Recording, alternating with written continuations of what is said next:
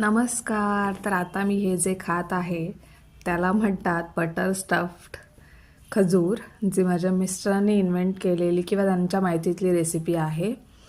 ते जेव्हा जेद्दाला होते तेव्हा तिथलं जे मोठे मोठे खजूर असतात त्या खजूरमध्ये तिथलं बटर आणि तिथलं चीज असं भरून स्टफ करून ते सर्व केलं जायचं.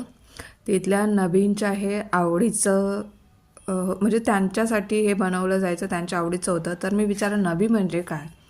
तर ते म्हणाले तुला अजनबी माहिती आहे का? तर मी म्हणाले हो. त्याचा अर्थ काय? तर मी म्हटलं अजनबी म्हणजे अनोळखीचा किंवा दूरचा असा.